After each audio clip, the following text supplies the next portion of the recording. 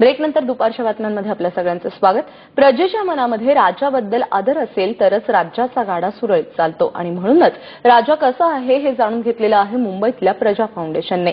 लोकसभा निवडणुकांच्या तोंडावर आमदारांचं रिपोर्ट कार्ड बरंच काही सांगून जात आहे। मुंबईतल्या 36 पैकी 32 आमदारांमध्ये यंदा भाजपच्या आमदारांनी आघाडी घेतली आहे। गेल्या वर्षीप्रमाणे यंदाही भाजपच्याच योगेश सगर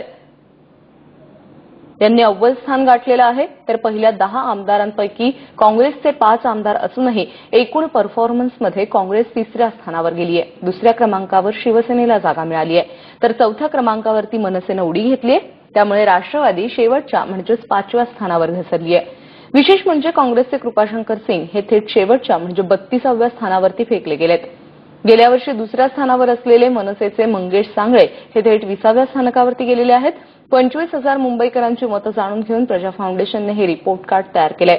सर्वाधिक हजेरी लावणाऱ्यांमध्ये योगेश सगर, सुभाष देसाई, सरदार तारासिंग हे आघाडीवर आहेत, तर त्यांच्या पाठोपाठ मंगेश सांगळे यांचाही नंबर लागतोय।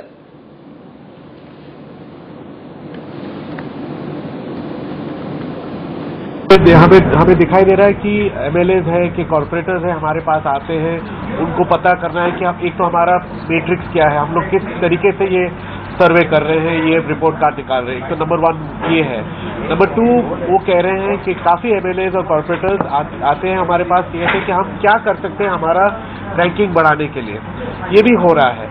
इसका इफेक्ट जो है लोगों में भी इंटरेस्ट आ रही है इस रिपोर्ट कार्ड का।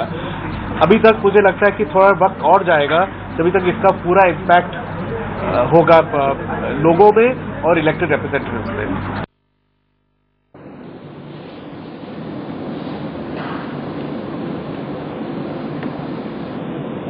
प्रजा फाउंडेशनचं रिपोर्ट कार्ड काय सांगते पाहूयात। प्रजेच्या नजरेतून आमदार, कार्यकुशल आमदार म्हणून बाळा नांदगावकरांना निवडलेलं आहे प्रजेने, तर स्वच्छ प्रतिमेचे आमदार अमीर अली पटेल। त्याचबरोबर विधानसभेत सक्रिय आमदार म्हणूनही बाळा नांदगावकरांना निवडलं गेलंय।